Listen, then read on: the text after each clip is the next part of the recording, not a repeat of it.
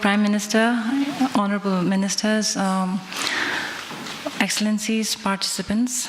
It gives me great honor to be presenting this tool in front of such esteemed audience.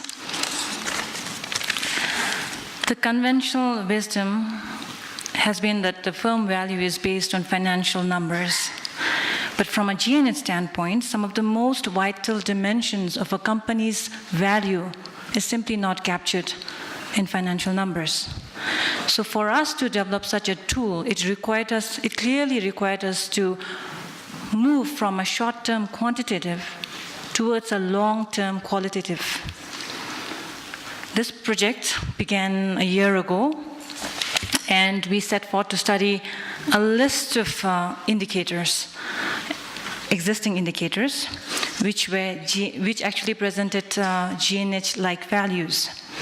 We studied a whole lot of quantitative and qualitative. Most of the tools were tailored to the needs of the needs and the requirements of businesses, and some were tailored to the preferred outcomes and impacts of businesses. Of course, the team could not identify a single tool which actually adequately captured the holistic multidimensional of GNH. And we rather found it challenging to navigate the complexities of those tools and approaches of measurement. We were always trying to question which approach provided a best fit for a GNH integrated business model, or which indicators were most appropriate, and most importantly, how are the practical challenges of data collection or indicator reliability or aggregation be overcome. So as we were developing this tool, we had to make a number of decisions which eventually defined the characteristics of the tool. So in terms of purpose, the team decided to develop a tool which was versatile. It could not only be used for the certification process, but also for different stages of the process. It could be individually used for a screening process or evaluation and so on.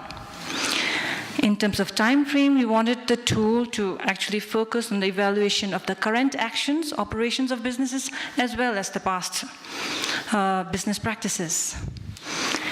And in terms of perspective, we wanted it to be stakeholder-oriented, so it required us to include as many indicators which had a very multi-stakeholder perspective.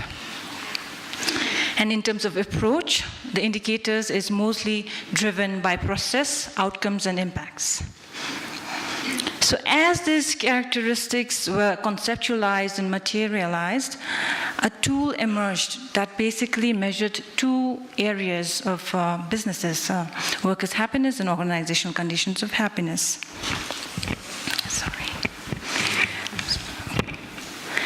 Workers' happiness, because workers, from a GNH standpoint, people should be at the heart of every organization.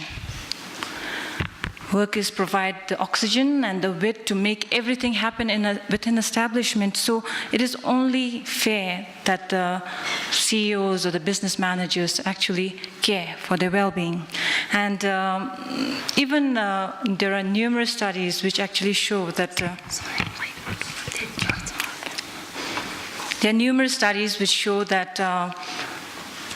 workers' happiness lead to good performance rather than good performance enabling the business to invest in workers' happiness. And when actually when the businesses start focusing on human component or human element instead of the corporate, then the brand actually gains in stature. Businesses become more relevant. More importantly, businesses become more real. Second, organizational condition of happiness is actually look at the basic practices and operations. To integrate GNH, what is required is for the business's organizational values to be transformed so that it ultimately influences its practices. So the tool adopts a 9-domain framework of GNH, whereby workers' happiness is assessed through the domains of psychological well-being, health, time use, education, and living standards. And for organizational conditions, they are represented by the domains of good governance, culture, community, and ecology. Now, for the workers' happiness, we attempted to promote a sense of community within a workplace. So, for instance, we have indicators like workers' engagement or workplace environment. We actually needed to break down the concept of management by fear. So we included indicators like being able to voice your opinions at workplace, or creating a safe environment, for instance, under health. We also included standard indicators like occupational stress, which is one of the major health hazards at workplaces. Time use domain supports the efforts of workers to split their time and energy between work and other important vital aspects of their lives. For instance, effort to make time for your family, your friends, your community, for community participation, for self-growth, for spiritual growth, in addition to the demands from the workplace.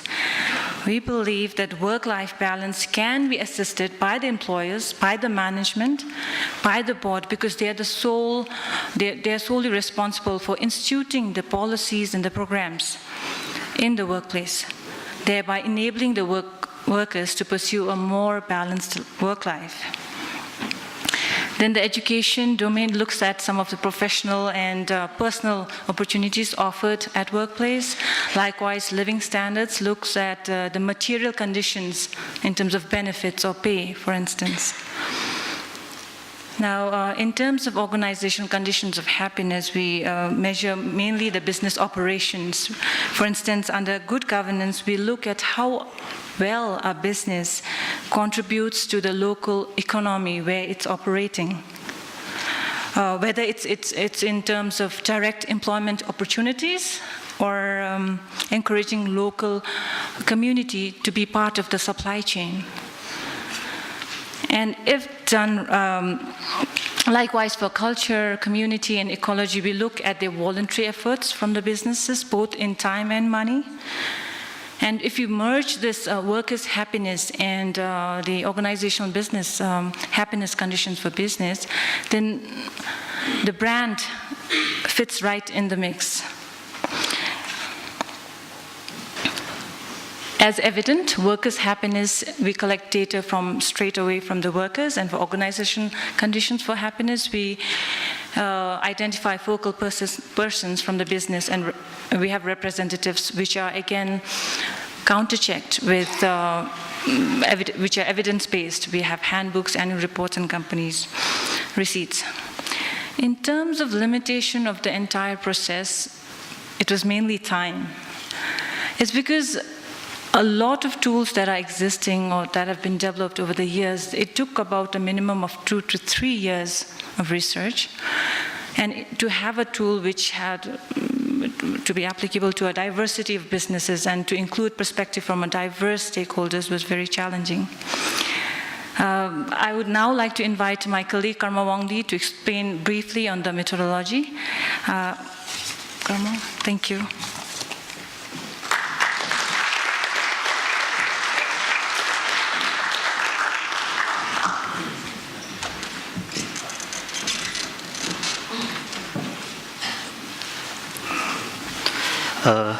Honorable Prime Minister, Your Excellencies, distinguished guests, ladies and gentlemen, once again a warm good morning to you all. I would like to continue with the presentation. The GNH index for business was constructed using 216 variables, which are divided into two groups, one for the workers' happiness, which comprises of 114 variables that was aggregated into 29 indicators.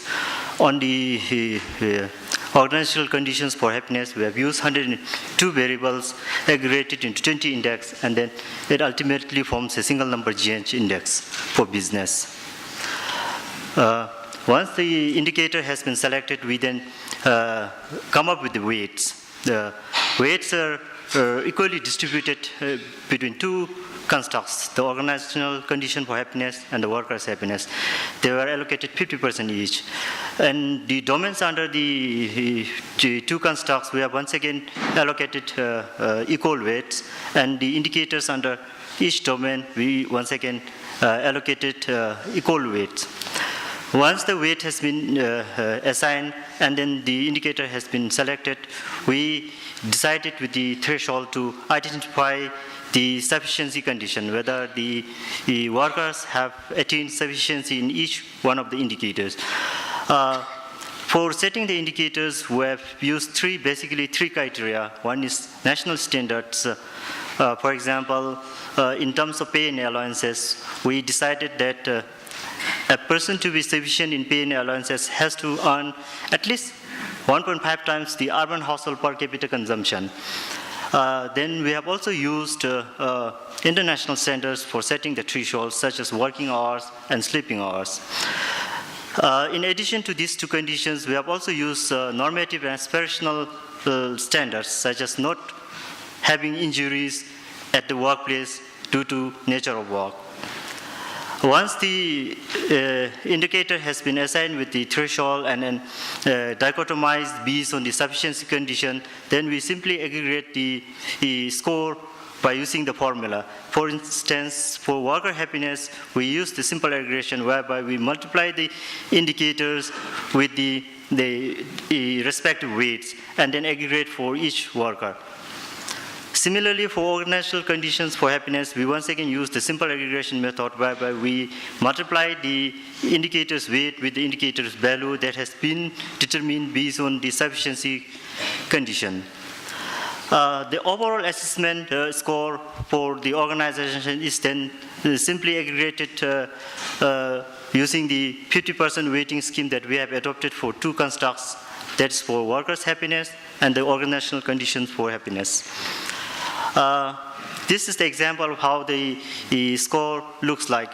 The upper red one is the score of a lowest scoring business entity that we have piloted, and the green one below is the score of a highest scoring business entity that we have analyzed from the pilot survey. Once the score has been computed, then we try to grade the score into 4 different categories. The first one is below average, where the business entity score below 40%. Then we have average score, good score, and very good score. A business, in order to earn a GNH certificate, has to not only earn 80% about score, but also has to score at least 60% in each one of the constructs. There is workers' happiness and organizational conditions for happiness. May I now share a few findings from the pilot survey that we have conducted. As Tashkamura has rightly mentioned, we have covered 41 business entities from 5 different districts, involving 540 workers from these 41 districts. This is the result of the sufficiency headcount that we have analyzed from the 540 respondents. Respondents are mostly sufficient in indicators like disability, illness, injury, and pay and allowances. But they are least actually sufficient in negative emotions, indicators like work schedule and so on. So this is how the sufficiency condition actually determines how the workers are sufficient in each one of the indicators. We have also tried to analyze the results by sector. For your kind information, we could not actually analyze the results at the business level because the business entities that we have interviewed has requested us to actually not to identify them, to maintain the confidentiality. So we have not identified any business. We only we analyze at the aggregate level, such as the sectoral level. These are the sufficiency score, the sufficiency score of each indicator for business operating in service sector and business operating in production sector. This is the worker happiness score of business entities. The top part, The better performing businesses are businesses that operate in service sector, whereas the business that lags behind are those that are operating in manufacturing and production sector. Similarly, the results can be disaggregated at the domain level for policy purposes. We can see which domains are lagging behind, which are performing better for workers' happiness. Likewise, for organizational conditions for happiness, once again, businesses that are operating in service sector are relatively performing better compared to businesses in production sector. For organizational conditions for happiness, we can once again disaggregate it by a domain level. This is the overall happiness score that has been aggregated based on these two components score. Once again, the overall score can also be disaggregated at the domain level or at the each indicator level to see what area needs attention or what area is performing better.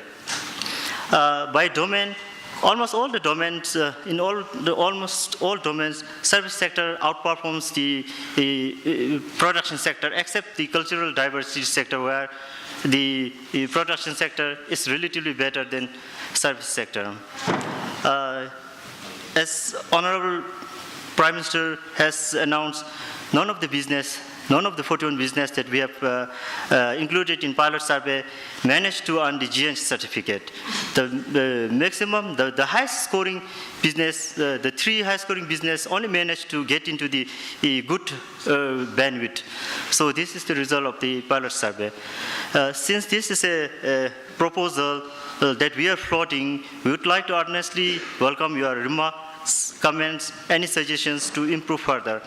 I hope that we will be able to receive your valuable feedbacks and comments to improve this and take this initiative forward.